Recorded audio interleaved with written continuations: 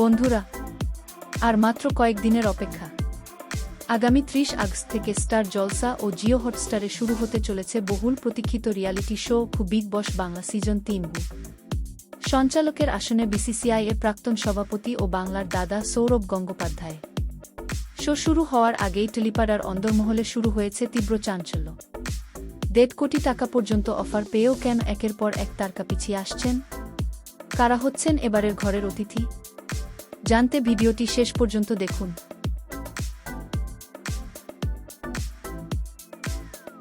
ইন্ডাস্ট্রির অন্দরের খবর অনুযায়ী টলিউডের প্রথম সারির বেশ কয়েকজন তারকা ও গায়িকাকে বিগ বসের ঘরে আনার জন্য প্রায় ১.৫ কোটি থেকে ২.৫ কোটি টাকা পর্যন্ত পারিশ্রমিকের অফার দেওয়া হয়েছিল। কিন্তু এত বিপুল পরিমাণ অর্থের প্রস্তাব সত্ত্বেও সেটান না করে দিয়েছেন অনেকেই। কেন এই সিদ্ধান্ত? মূলত দুটি কারণ সামনে আসছে। দুর্গাপূজার সময় বাইরে না থাকা।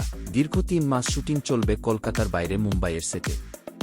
কিন্তু দুর্গাপূজার উৎসবের দিনগুলিতে শহর ছেড়ে কিংবা পরিবারের থেকে দূরে থাকতে নারাজ টেলিপাড়ার তারকারা। বিগ বসের কড়া নিয়মাবলী, টানা ৩ মাস একদম আইসোলেশনে থাকতে হবে। হাতের কাছে থাকবে না ফোন, পরিবারের সঙ্গে যোগাযোগের সুযোগ নেই, এমনকি বিনোদনের জন্য বই পড়ার অনুমতিও নেই। এই মানসিকভাবে কঠিন পরিবেশের ভয়েই অনেক তারকা অফার ফিরিয়ে দিয়েছেন। বট তারকাদের অনেকে পিছিয়ে আসলেও বিগ বসের লাইন আপ নিয়ে জল্পনার কিন্তু অন্ত নেই।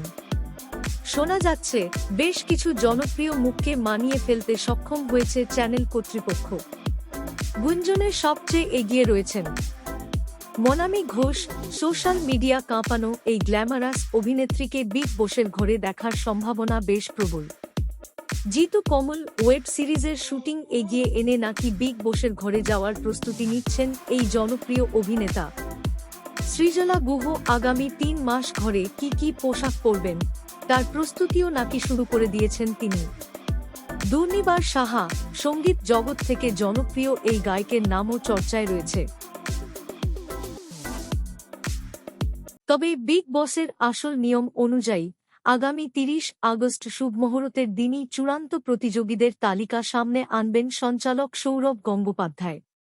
আপনার কি মনে হয় এই তারকারা যদি ঘরে যান তবে কে সবচেয়ে বেশি দিন টিকে থাকতে পারবেন? আর আপনার প্রিয় প্রতিযোগী কে? কমেন্ট বক্সে অবশ্যই জানান।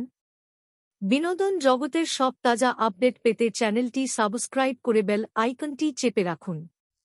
ধন্যবাদ।